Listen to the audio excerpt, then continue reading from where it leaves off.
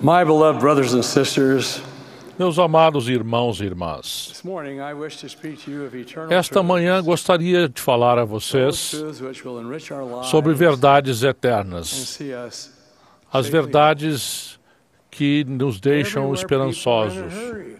Em toda parte, as pessoas estão com pressa. Aviões a jato transportam sua preciosa carga humana através de imensos continentes e vastos oceanos para que as reuniões de negócios sejam realizadas, obrigações sejam cumpridas, férias sejam desfrutadas e parentes sejam visitados. Em toda parte, há rodovias, vias expressas, autopistas e autoestradas, nas quais trafegam milhões de automóveis, levando milhões de pessoas num fluxo aparentemente interminável, por uma infinidade de motivos em nossa corrida diária. Nesse ritmo frenético da vida, será que fazemos uma pausa para alguns momentos de meditação? Sim, para pensar nas verdades eternas. Comparadas às verdades eternas, a maioria das questões cotidianas são realmente bem triviais. O que teremos para o jantar? O que está passando hoje na televisão? De que cor devemos pintar a sala? Será que devemos inscrever o Joãozinho no futebol? Essas questões e muitas outras semelhantes perdem seu significado quando surge uma crise, quando nossos entes queridos são feridos ou magoados, quando a doença acomete os saudáveis, quando a chama da vida enfraquece e a escuridão nos ameaça. Nossos pensamentos se aguçam e conseguimos facilmente distinguir o que é realmente importante daquilo que é meramente trivial.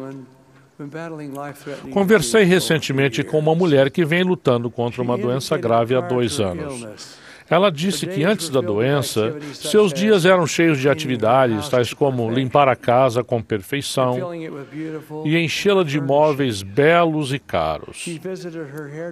Contou que passava semanas tentando encontrar o tapete perfeito para a entrada ou o espelho perfeito para pendurar sobre o sofá e comprando vestidos novos para o seu grande guarda-roupa. Os netos pouco eram convidados a visitá-la com medo de que suas mãozinhas descuidadas os estragassem.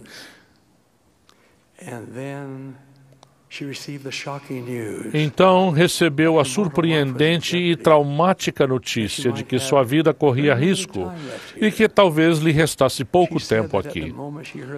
No momento em que ouviu o diagnóstico do médico, sua vida entrou em foco e ela soube de imediato que passaria pouco tempo que lhe restasse de vida com a família e os amigos, tendo o Evangelho no centro de sua vida, porque era isso que ela considerava mais precioso. Esses momentos de clareza chegam à vida de todos nós, uma hora ou outra, embora nem sempre de modo tão dramático. Vemos claramente aquilo que realmente importa em nossa vida e da maneira que devemos viver. O Salvador disse: "Não ajunteis tesouros na terra, onde a traça e a ferrugem tudo consomem, e onde os ladrões minam e roubam. Mas ajuntai tesouros no céu, onde nem a traça nem a ferrugem consomem, e onde os ladrões não minam nem roubam. Porque onde estiver o vosso tesouro, aí estará também o vosso coração." Em nossos momentos de mais profunda reflexão ou de maior necessidade, a alma do homem se volta para o céu, buscando uma resposta divina para as maiores perguntas da vida. De onde viemos? Por que estamos aqui? Para onde iremos quando partirmos desta vida? A resposta a essas perguntas não se descobre folheando as páginas de livros acadêmicos. ou pesquisando na internet, ou ainda escolhendo ao acaso respostas de múltipla escolha. Essas perguntas transcendem a mortalidade, elas abrangem a eternidade. De onde viemos? Essa é a dúvida inevitável, mesmo que não expressa, de todo ser humano que tenha consciência de ter existido antes desta vida mostral. Os pais e avós ficam admirados com O Senhor declarou que o espírito e o corpo são a alma do homem. Portanto, o espírito é que foi gerado por Deus. O autor de Hebreus o chama de pais dos espíritos. Os espíritos de todos os homens são literalmente filhos e filhas gerados para Deus. Vemos que poetas inspirados, ao refletir sobre o assunto, deixaram mensagens tocantes e registraram pensamentos transcendentais. William Wordsworth escreveu esta verdade: nosso nascimento é apenas um sonho e um esquecimento. A alma que surge conosco, nossa estrela da vida, teve outro lugar para habitar e veio de longe, não em total esquecimento, nem em completa nudez, mas, seguindo nuvens de glória, viemos de Deus, que é nosso lar. O céu nos circunda em nossa infância. Os pais ponderam sua responsabilidade de ensinar, inspirar e orientar os filhos. Enquanto isso, os filhos ponderam, e especialmente os jovens fazem a pergunta a si mesmo: por que estamos aqui? Geralmente, ela é feita em silêncio, no fundo da alma, e é formulada desta forma: por que eu estou aqui? Quão gratos devemos ser por sabermos que um sábio Criador criou a terra e nos colocou aqui, esquecidos de nossa existência pré-mortal, para que passemos por um período de provação, uma oportunidade de provar-nos, a fim de nos qualificar para tudo o que Deus preparou para nós. Está claro que um propósito primordial de nossa existência aqui na Terra é obter um corpo de carne e ossos. Também nos foi concedida a dádiva do arbítrio. De inúmeras maneiras, temos o privilégio de escolher por nós mesmos. Estamos aqui para aprender na árdua escola da experiência. Discernimos o bem do mal. Diferenciamos o amargo do doce. Descobrimos quais são as consequências associadas a nossas ações. Obediência aos mandamentos de Deus nos leva a qualificar-nos para a casa mencionada por Jesus ao declarar: na casa de meu Pai há muitas moradas. Vou preparar-vos lugar, para que onde eu estiver, estejais vós também. Ao ponderar essas questões de tamanha abrangência,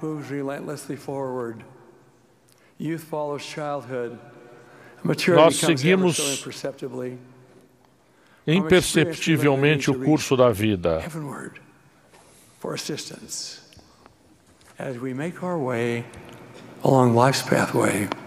Ao continuar o nosso caminho ao longo de toda a vida, Deus, nosso Pai, e Jesus Cristo, nosso Senhor, marcaram e trilharam o caminho da perfeição para nos levar a escolhermos verdades eternas e nos tornarmos perfeitos como eles são perfeitos. O apóstolo Paulo disse aos Hebreus que possamos correr a corrida com paciência, a corrida da vida, e o pecado que de tão perto nos rodeia e corremos com paciência a carreira que nos está proposta. Em Eclesiastes, não é dos ligeiros a carreira, nem dos fortes a batalha. Na verdade, o prêmio pertence ao que persevera até o fim. Ao refletir na corrida da vida, lembro-me de outra corrida dos meus tempos de criança. Meus amigos e eu esculpimos a canivete pequenos barcos de brinquedo com a madeira macia de um salgueiro. Com uma vela triangular de pano, lançamos nossas toscas embarcações em uma corrida nas águas relativamente turbulentas do rio Provo. Corremos ao longo da margem do rio e vimos os barquinhos sendo às vezes sacudidos violentamente na rápida correnteza e às vezes navegando serenamente quando o rio ficava mais profundo.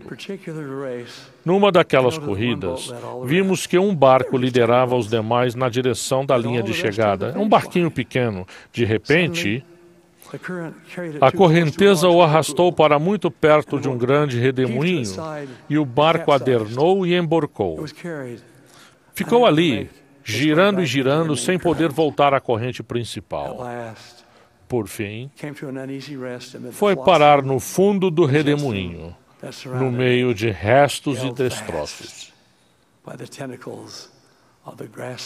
Abraçado pelos tentáculos daqueles detritos. Os barquinhos de brinquedo da minha infância não tinham quilha para estabilizá-los, nem leme para guiá-los, nem fonte de força. Seu destino inevitável era rio abaixo, a trilha de menor resistência. Ao contrário dos barcos de brinquedo, fomos abençoados com atributos divinos para guiar nossa jornada. Não viemos à mortalidade para flutuar ao sabor das correntes da vida, mas com a capacidade de pensar, raciocinar e realizar.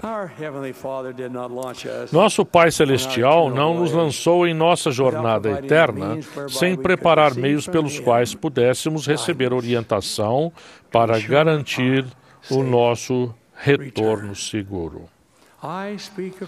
Refiro-me à oração.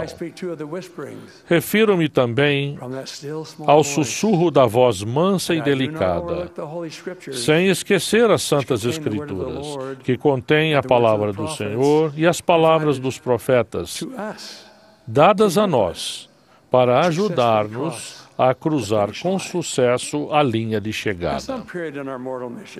Em algum momento de nossa missão mortal, surge o passo vacilante, o sorriso abatido, as dores da doença. Sim, o final do verão, a aproximação do outono, o frio do inverno e a transição que chamamos de morte. Toda pessoa ponderada já se fez a pergunta tão bem expressa por Jó no passado: morrendo o homem, porventura tornará a viver? Por mais que tentemos afastar essa pergunta do pensamento, ela sempre volta. A morte chega para todos os seres humanos. Chega para os idosos que caminham com passos vacilantes. Seu chamado é ouvido por aqueles que mal venceram a metade da jornada da vida e, com frequência, silencia o riso das criancinhas. E quanto à vida após a morte? Seria a morte o fim de tudo? Robert Blatchford, in his book, God and My Neighbor, attacked with vigor, em seu livro, Christian beliefs such as God, Christ, prayer, and particularly Robert Blackburn fala a respeito da Abel imortalidade. that death was the end E of our disse existence. que se a morte fosse o final da nossa vida, nada teria de resto. E depois algo surpreendente ocorre. Ele abandona seu ceticismo e volta-se para Deus. E aos poucos ele voltou ao caminho da fé O que ocasionou a profunda mudança nessa pessoa? Com um coração quebrantado, ele olhou novamente aquela face que ele conhecia tão bem e disse a um amigo sobre a esposa que estava no leito de morte: tudo mudou, mas ainda é o mesmo. Ela é a mesma que está ali. Tudo que parecia estar ali foi tirado. Ela não é a mesma? O que será que foi embora, se não fosse a alma? Mas ele escreveu mais tarde: a morte não é aquilo que muitas pessoas imaginam. É apenas como passar para um outro cômodo da casa. E nesse outro cômodo encontraremos homens e mulheres e as crianças que amavam na nossa vida. Meus irmãos e irmãs, sabemos que a morte não é o fim. Essa verdade foi ensinada por profetas ao longo das eras. E também se encontra nas Escrituras Sagradas. No livro de Mormon, lemos especificamente as palavras confortadoras e agora, levando em consideração o estado das almas entre a morte e a ressurreição, foi revelada a mim por um anjo. E que nós, ao deixarmos, o Espírito de todos os homens, ao deixar esse corpo mortal, vão para aquele Deus que os criou e que lhes deu a vida. E depois acontecerá que os espíritos daqueles que são retos serão recebidos num estado de paz que se chama paraíso, uma condição de paz e de tranquilidade, para não mais pensar nas suas dificuldades, nos males que passaram na existência mortal. Depois da crucificação do Salvador, seu corpo foi colocado na tumba por 3 dias e, mais uma vez, o Espírito voltou ao seu corpo e o Redentor ressurreto saiu dali, retomou seu corpo de carne e ossos. E, em resposta à pergunta de Jó, morrendo o homem porventura tornará a viver, foi dada quando a Maria e outras mulheres se aproximaram do sepulcro e viram 2 homens com roupas brilhantes que lhes disseram: por que buscais o vivente entre os mortos? Não está aqui, mas ressuscitou. Como resultado da vitória de Cristo sobre a tumba, todos nós seremos ressuscitados. Essa é a redenção da alma. Paulo escreveu que existem corpos celestiais e corpos terrestriais, mas a glória dos celestes é uma e a glória dos celestes é outra. Uma é a glória do sol, e assim também é a glória celestial que buscamos, é na presença de Deus que desejamos habitar, é de uma família eterna que queremos ser membros. Essas bênçãos devem ser merecidas. Na época em que procuramos buscar, arrepender, mudar, achar e ter sucesso, de onde viemos, por que estamos aqui? Para onde iremos quando partirmos desta vida? Essas perguntas universais não precisam mais ficar sem respostas. Nosso Pai Celestial se alegra com aqueles que guardam seus mandamentos. E com toda humildade eu testifico que as coisas sobre as quais falei são verdadeiras. Nosso Pai Celestial se alegra com aqueles que guardam seus mandamentos. Também se preocupa com o filho perdido, o adolescente indolente, o jovem rebelde, o pai ou a mãe delinquente. Com ternura, o Mestre lhes fala dizendo: na verdade diz a todos, voltem, voltem para casa, voltem para mim.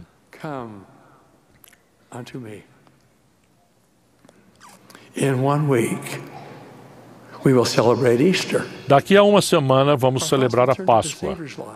Nossos corações se voltam para a vida do Salvador, sua morte e sua ressurreição. Como sua testemunha especial, eu testifico a vocês que ele vive, que ele atesta nosso triunfante retorno.